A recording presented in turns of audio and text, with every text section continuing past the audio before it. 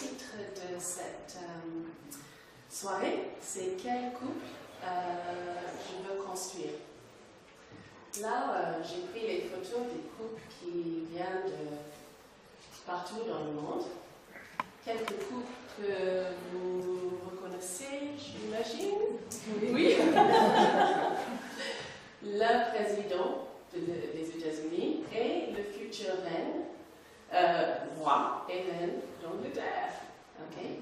Mais quand on les voit comme ça, il n'y a aucune différence en fait entre eux et tous les autres couples, okay? De couples en Afrique, ou en Asie, ou n'importe où.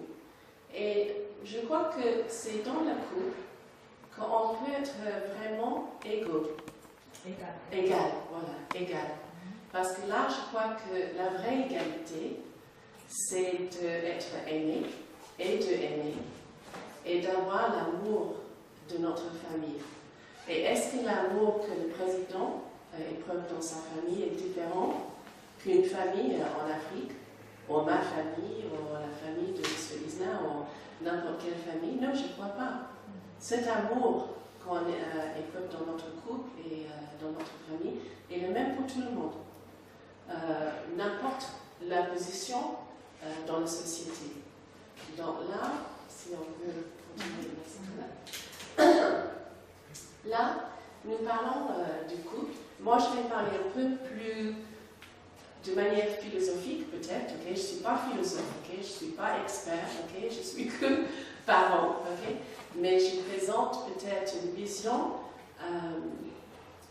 pas forcément idéale de la couple, mais une position sur le couple où le couple peut être promu comme une entité qui est vraiment bénéfique pour la société, un choix de vie qui en fait apporte tout ce qui est nécessaire pour le bonheur des individus dans la famille, mais aussi qui apporte beaucoup de bénéfices aussi pour la société.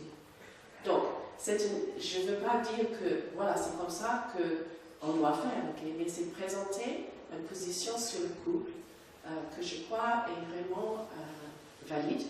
Et je crois qu'on peut montrer aussi que c'est quelque chose qui apporte beaucoup de bénéfices. Donc là, le sens des mots. Parce que c'est vrai que nous traversons une période dans le monde occidental, en fait, où beaucoup de choses qui étaient prises comme données sont mises en question. Donc, on est même en train de remettre en question notre identité en tant qu'homme et femme. On est en train de remettre en question l'identité du couple. Toutes les choses qui, pendant des siècles et des siècles, il semble, n'étaient jamais remises en question. Et tout d'un coup, dans les dernières années, on est dans une position où on doit défendre une certaine position sur le couple et la famille. Qui pour certains d'entre nous est un peu étonnant et on est un peu pris à court en fait, on n'est pas préparé pour ça, du tout. Donc là, on peut peut-être retourner à l'origine du mot couple, du terme couple, okay? Parce que c'est vrai que je crois que changer une manière de penser souvent, c'est en changeant ou altérant en fait la signification des mots. Et donc là, les mots ont un sens. Et donc, chaque chose a un nom. Et donc, cet nom doit garder son sens original, en fait. Donc là, à l'origine, on parlait de la famille et du couple. Maintenant, on parle des familles, des couples, pour, d'une certaine manière, peut-être donner le même statut de tout autre type d'union, en union, en fait. Okay? Mais est-ce que c'est vraiment... possible? Donc là, si on peut continuer pour le prochain.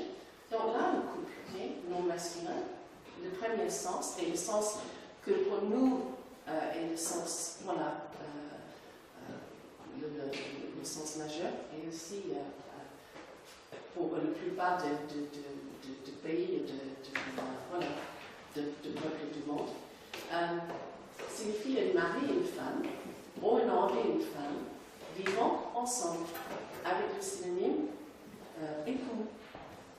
Là, quand je parle de couple, pour moi, ça c'est le premier sens qui vient à l'esprit. Je ne sais pas pour vous, ok? Est-ce que c'est ça ou... Oui? Je crois que c'est... Voilà. On est plus ou moins représentatif, en fait, de tous les êtres humains. Et donc là, le sens deux personnes liées par un sentiment ou un intérêt commun, un couple de la par exemple, synonyme, duo ou binôme. Donc là, binôme, on travaille en binôme, mais on n'est pas marié, ok? Binôme, c'est binôme, couple, c'est couple, ok? Ok, sens zoologique. Une mâle et une femelle qui sont en couple, ok? Un couple de perroquets, par exemple, ok? Synonyme, un doublé ou une paire. Donc, un paire de perroquets n'est pas un couple. Et finalement, je ne connais pas, mais comme c'était dans le dictionnaire, je le mets là, un sens physique. Ok? Donc là, je crois que moi, je parle de couple dans le sens 1. Ok?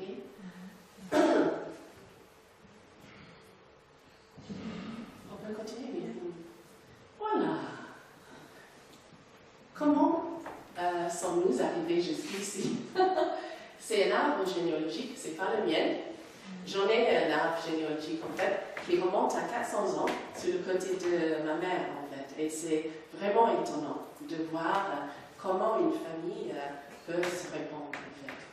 Mais je trouve que c'est très intéressant de regarder ça, parce que là, on voit clairement le couple. Et voilà le point de départ. Et aussi le couple, et aussi le lien entre les générations aussi. Et donc là, on voit l'agrandissement d'une famille. Et donc, à chaque étape, on a les couples, les enfants, là voilà, on devient grands-parents, etc., etc. Jusqu'à qu'on arrive à combien de générations là? J'essaie de trouver... là, cette personne ne s'est pas mariée. Donc là, c'est arrêté en fait. Oui. Et c'est intéressant. Est-ce que vous voyez un autre là où la plupart en fait se sont mis en couple? Oui. Il y a très peu en fait, oui. Donc là, on voit aussi un autre sens du couple, parce que c'est pour la continuation en fait de notre lignée, de notre descendance aussi. Donc on peut continuer là. Voilà. Donc pourquoi être en couple? Parce que c'est un choix. On n'est pas forcé d'être en couple. Moi j'avais choisi d'être en couple. Et donc peut-être dans quelques... c'est vrai qu'en dans quelques cultures, il y a aussi une certaine contrainte aussi pour se marier.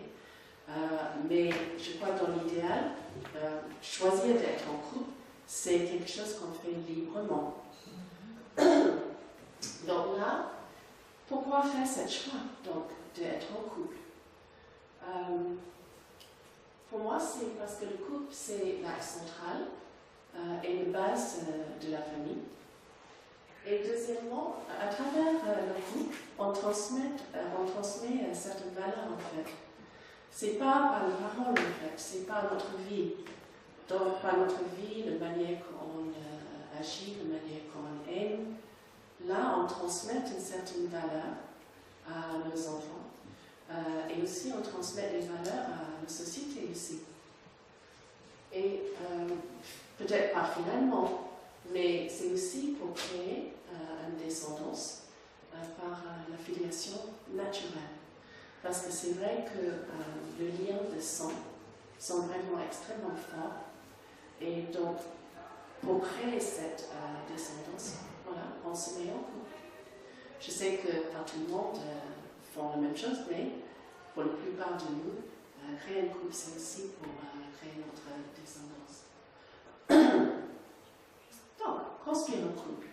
En revenant sur le sens 1 du mot couple. Un mari et une femme, un homme et une femme. Okay? Donc là, ça c'est un grand débat, que je ne vais pas entrer dedans aujourd'hui, mais c'est un grand débat. Mais là, pour ce soir, on garde le sens premier du mot couple. D'accord? Donc, c'est très mystérieux. Pourquoi un homme et une femme sont attirés l'un vers l'autre? C'est mystérieux, n'est-ce pas? On est tellement différents. On est tellement différents. Dans notre nature, dans notre corps physique, dans nos centres d'intérêt, dans beaucoup de choses. On est extrêmement différents. Mais il y a quelque chose qui nous pousse l'un vers l'autre, qui est vraiment irrésistible en fait. C'est irrésistible. Et chacun de nous cherche le bonheur. Et une partie de ce bonheur, c'est de trouver l'amour dans une relation harmonieuse. Je vous demande tous, est-ce que ce n'est pas vrai? Est-ce que c'est vrai pour vous? Une grande partie de notre bonheur, c'est d'être en relation avec quelqu'un qui nous aime, que nous aimons, et que cette relation soit harmonieuse, parce que nous recherchons le joie et le bonheur qui vient de cette harmonie. Et je crois qu'on est tous les mêmes. On est tous les mêmes, même le président des États-Unis, okay? On l'appelle d'Angleterre, elle est la même. Donc, moi je trouve que c'est très mystérieux en fait, franchement, okay?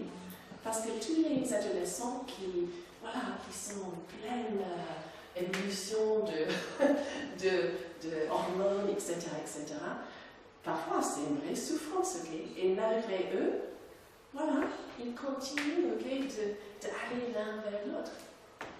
Voilà. Et donc, pourquoi? C'est bon. Pourquoi? Voilà. Seulement. Est-ce qu'on a le sentiment de bonheur de regarder cette pauvre homme qui regarde vers l'horizon, ok? D'accord? Non, il y a quelque chose qui manque, ok? Il y a quelque chose qui manque. En anglais, on a une expression qui dit my other half. Ma meilleure moitié. Oui, exactement, ok, my other half. Donc, on n'est pas complet. On n'est pas complet. On n'est qu'une moitié. Donc là, où est-elle? Elle est quelque part, ok? Et donc, il la cherche. Et donc, pareillement, seule avec eux, au monde. Elle aussi, elle cherche cette personne qui va compléter sa vie. Et donc, là, on voit, enfin ensemble. Donc, dites-moi, quand vous voyez un couple qui marche dans la rue, la main dans la main, vous voyez un couple qui s'aime vraiment, est-ce que vous n'avez pas un sentiment de plaisir, de joie? Oui. Personnellement, une des choses qui me donne le plus de joie, en fait, c'est de regarder les familles ensemble. Quand je les vois ensemble, ça me fait vraiment chaud au cœur. Et voir un couple qui est vraiment aimant, n'importe quel âge, ça me donne un vrai plaisir. Donc pourquoi on ressent ça? Donc pourquoi on ne sent pas complet, en fait, quand on est seul? Et quelle est cette force, okay, qui nous pousse ensemble? Donc là, on peut avoir une interprétation de cette force. C'est complètement biologique, c'est complètement hormonal, c'est complètement chimique, okay? Et c'est sûr et certain qu'il y a une partie dans tout cela. Mais s'il y a un but pour cette relation, donc cette force qui nous pousse ensemble, cette force d'attraction, veut créer quelque chose de plus grand que juste l'individu. personnellement, moi je prends la position qu'il y a une force qui, en fait, qui est à l'origine de cet élan, parce que créer un couple fait partie aussi un début de notre vie. Donc, là, la force d'attraction ne marche pas que pour nous, les êtres humains, parce qu'on peut la voir, en fait, dans tout le monde naturel. Donc là, si on voit même la matière, je ne suis pas physicien ou quelque chose comme ça, mais physiciste ou chimiste, ok? Mais là, on voit que la matière est gouvernée par les lois naturelles, qui en fait les poussent à construire les relations entre eux, avec les caractéristiques de positivité et négativité. Et il y a un but. Quel est le but? En fait, c'est la stabilité de la matière et la stabilité des corps physiques. Parce que si, voilà, ça changeait, la matière n'aura pas une stabilité.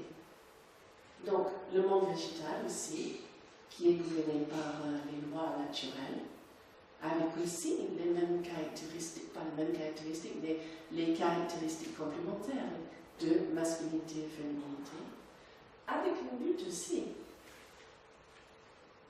pour la continuation de l'espèce, en fait. Parce que si un animal n'entrait pas dans cette relation, mais un animal ne pose pas les questions, okay? Les plantes ne posent pas les questions. Pourquoi il s'agit comme ça? Les animaux, le même. Mais si on voit dans ces relations-là, qui sont en fait stimulées par quelques forces, là, il n'y a pas d'attachement dans la durée.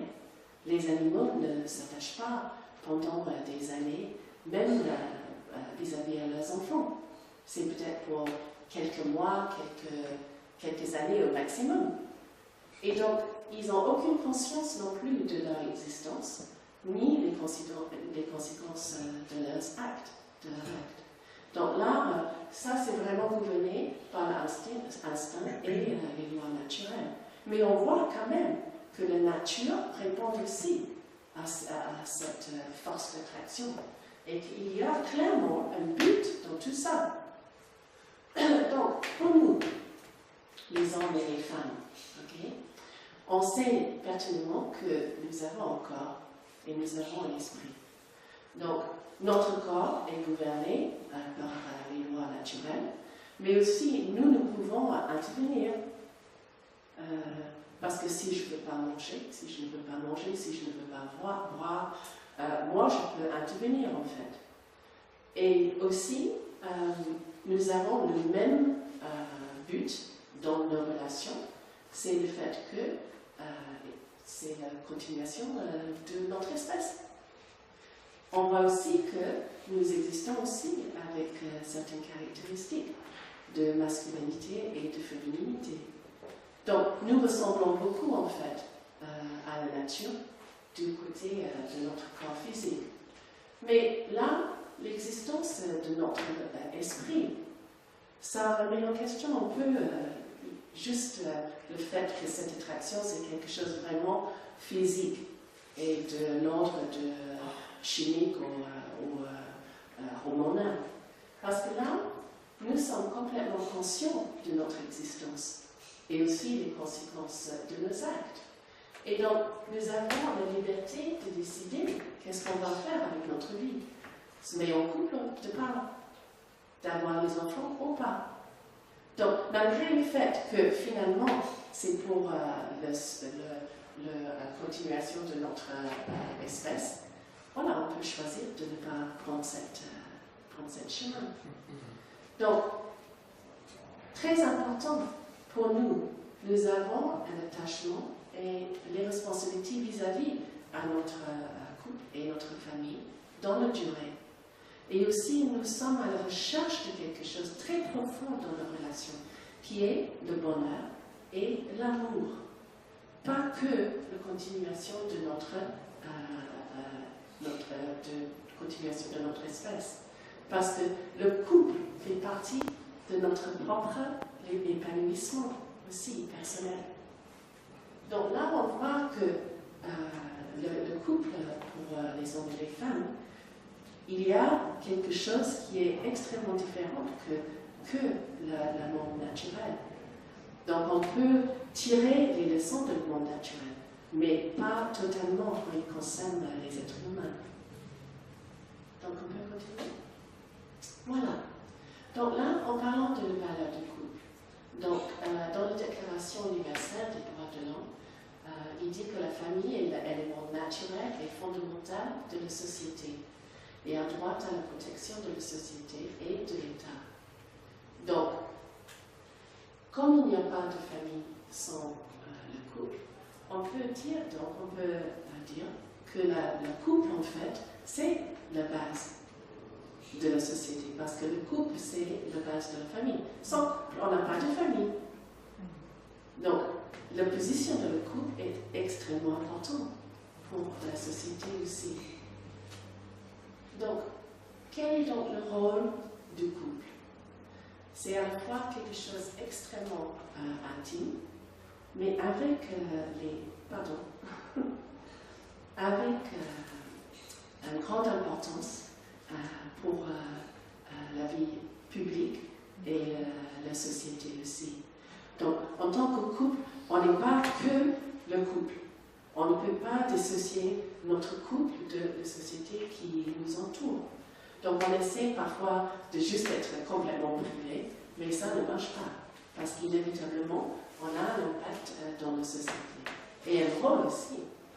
Donc, le rôle du couple dans la famille, c'est la pierre angulaire de la famille, parce que sans le couple, il n'y a pas de famille.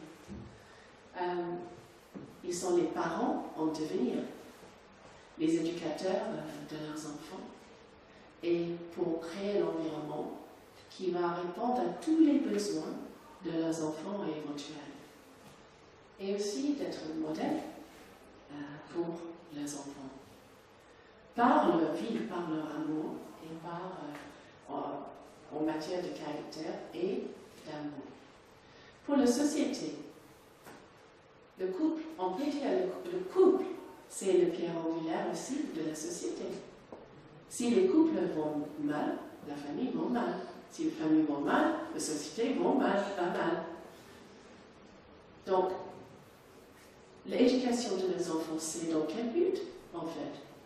D'avoir les individus qui sont mûrs et qui vont contribuer à construire une société et apporter quelque chose de bénéfice à la société aussi. Donc, ça c'est le rôle public d'une parent, parce qu'on élève nos enfants pas pour nous, que pour nous, mais aussi pour la société. Et donc, aussi, nous avons la responsabilité d'interagir avec d'autres familles, de manière harmonieuse aussi. Donc là, on voit clairement que la couple n'est pas quelque chose que de l'ordre privé. Et on commence à voir l'importance du rôle de la couple pour notre société. Et pourquoi soutenir et promouvoir le couple a une importance sociale aussi. Donc, construire un couple, donc, ce n'est pas évident. Mais le point de départ, c'est la motivation, évidemment. Parce que notre motivation décide aussi le résultat final de ce qu'on fait. Donc, quelle est la motivation pour construire un couple? Est-ce que c'est juste basé sur notre désir personnel, quelque chose de base un peu égoïste et éphémère? Ou est-ce qu'en construisant notre couple, on veut vraiment créer quelque chose qui va durer dans le temps? Et aussi, est-ce qu'on a un désir d'avoir les enfants? Mon mari, en fait, il dit aux enfants, une preuve qu'on aime quelqu'un, c'est qu'on veut avoir les enfants avec cette personne. Parce que je crois que dès qu'on a envie, le désir d'avoir un enfant avec quelqu'un, c'est aussi une preuve d'un vrai engagement et un vrai amour envers cette personne. Donc, quelles sont les clés donc de construire un couple? Je vais extrêmement rapidement, mais là, les valeurs clés. Pour moi, le mariage, c'est très important. Parce que le mariage, c'est une sorte de serment public. Est-ce que vous avez jamais fait au Nouvel An? Est-ce que vous avez jamais fait les... comment ça s'appelle en français? Les vœux. Non, pas les vœux. Non. Les intentions d'améliorer la vie, de faire plus d'exercice. Les résolutions, exactement. Okay. Parmi vous, qui a parlé autour de vous de vos résolutions? Est-ce que vous avez dit, cette année, je vais faire de l'exercice tous les jours. Cette année, je vais arrêter de fumer. Cette année, je vais faire ceci et cela. Est-ce que vous avez parlé à quelqu'un à propos de ça ou vous avez gardé ça pour vous? Ah oui, vous dites oui. Et donc, là, le fait que vous le dites vous donne un peu plus de sérieux, en fait, oui, exactement, ok? Parce que les autres, ils sont au courant, ok? Donc là, quand les personnes sont au courant de nos engagements, en fait, on est plus sérieux. Si on fait les choses en cachette, ok, on dit, oh mais tiens, ok, personne ne sait, ok. Donc si je ne le fais pas, ok, c'est pas grave, hein, personne va. Donc là, pour moi, d'une certaine manière, le mariage, c'est un serment public. On déclare, nous déclarons devant nos familles, devant le public, que nous nous engageons dans cette œuvre qui va être notre couple. Et nous sommes engagés. Et je crois qu'aussi, on a aussi plus de soutien de la société et aussi de nos familles respectives. Parce qu'il sait que cette couple s'est vraiment engagé. On va faire notre mieux pour les soutenir, pour réussir. Donc, les médecins, ils font un serment. Les avocats, ils font un serment. Donc là, public. Donc, à mon avis, le mariage, ça sert à aider les couples à être plus sérieux aussi. Et aussi, ça sollicite aussi le soutien de leur famille et de la société. Donc, pour moi, les couples qui décident de se marier doivent être soutenus dans cette décision, qui est malheureusement de plus en plus pas le cas. Tout est fait pour rendre le fin d'un couple de plus en plus facile, de plus en plus, moins en moins embêtant, etc. Moins en moins coûteux, etc. Donc, le valeur clé, c'est je présente ça, c'est la fidélité. La plupart des couples, probablement vous allez me corriger peut-être avec ça, mais j'ai entendu que les raisons principales pour la rupture du couple, c'est l'infidélité et le manque de communication en fait, mauvaise communication. Je ne sais pas si vous pouvez confirmer ça, mais l'infidélité reste une cause majeure en fait pour la rupture du couple. La capacité de vivre pour les autres, ça veut dire que je suis prêt à me sacrifier pour une autre personne. Si on n'est pas prêt de se sacrifier pour quelqu'un d'autre, je crois que c'est extrêmement difficile de réussir une vie de couple. Évidemment, le partage de valeurs communes. Et il inclut aussi une vraie conviction de l'importance de le couple et le mariage. Parce que dans les moments difficiles, si on n'a pas cette conviction que le mariage et le couple est vraiment important, est-ce qu'on va faire l'effort de conserver notre couple? Est-ce qu'on va faire l'effort pour aller vers un conseiller, pour nous aider à dépasser un moment difficile dans notre vie de couple? C'est pas qu'on ne peut pas le divorce, mais je crois qu'on doit être beaucoup plus pro-mariage et pro-conservation de la couple. Et donc aussi, la capacité d'avoir cet engagement dans le durée. Dès le départ, on est engagé dans le durée. Il y a un tas d'autres choses, okay, avoir les intérêts en commun, aimer la musique en commun, etc. etc. Okay. Allez, je regarde le temps. Voilà. Donc, on peut continuer. Voilà. Moi, je vois le couple un peu comme le jardin. Qui parmi vous aime le jardinage? Ou a le jardin? Ok. Donc là, un jardin, ça prend du temps. Ça prend du temps.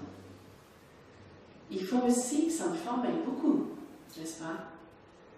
Comment élaborer la terre, comment voilà, mettre les engrais, choisir les plantes, avoir une vision de ce qu'on veut de notre jardin. Et il faut vraiment s'investir beaucoup, beaucoup de temps. Et parfois, on a les tâches qui sont, ils sont trop lourds, ok? Et on n'est pas qualifié non plus de faire ces tâches-là, larguer les grands arbres. Moi, j'aurais peur, ok, de monter dans un arbre et larguer une branche. Parfois, c'est juste trop lourd. Donc, on fait appel à un expert pour venir nous aider à accomplir cette tâche. Donc, un jardin, est-ce que c'est que pour notre bonheur personnel? Évidemment, il y a une grande partie. Okay? On se lève le matin, on ouvre les fenêtres, on voit ce beau jardin. Ouf! Et on est vraiment rempli de joie et de bonheur. Et aussi parce que c'est notre œuvre, c'est nous qui l'avons créé, ce jardin. Donc, mais c'est aussi les voisins et le voisinage. Ils passent le jardin, ils s'arrêtent là, ils disent, mais combien ce jardin c'est beau. Et ça donne vraiment du plaisir, ça donne vraiment de la joie au voisinage aussi. Donc je crois que le couple c'est comme un jardin. Ça nécessite un grand investissement, une vision de ce qu'on va construire, de s'informer comment réussir notre couple. Parce que notre couple, comme le jardin, ce n'est pas que pour notre bonheur personnel, mais c'est aussi quelque chose qui donne vraiment un bonheur aux autres. Donc, Anna, le temps, comment on est? Si tu wrap up. Ok, wrap up, d'accord. Donc là, évidemment, la rupture du couple a beaucoup de conséquences, mais on ne va pas faire, voilà, on va pas faire en boucle, okay? Parce que le divorce n'est jamais banal pour les enfants, suite, jamais banal pour le couple, avec beaucoup de conséquences, jamais banal pour les grands-parents et la famille élargie. La rupture du couple, en fait, a des conséquences très grandes. Et ça touche à beaucoup de gens. Donc, la rupture du couple aussi a des impacts sur la société, okay? Économique. Et voilà, si je peux juste, voilà, l'impact sur la société. C'était quelque chose dans un article dans Atlantico, là. Le record à la baisse du nombre de mariages, un coût pour la société aussi grave que celui de la crise économique. Donc il y a la souffrance humaine. Moi, personnellement, je viens d'une... je crois que j'ai raté une diapositive, mais tant pis. Je viens d'une famille où mes parents sont divorcés, en fait, après 25 années de mariage. Et moi, j'étais plus âgée, mais je sais les conséquences sur mes frères et sœurs plus jeunes. Étaient vraiment dramatiques, en fait. Et ça a continué dans la troisième génération. Que leurs enfants aussi, ils ont vraiment eu des difficultés. Ils commencent maintenant à s'en sortir de cette cycle un peu infernale. Mais les impacts sont vraiment énormes. Aussi, j'ai oublié de... c'est ok. Donc là, le diapo final, ok.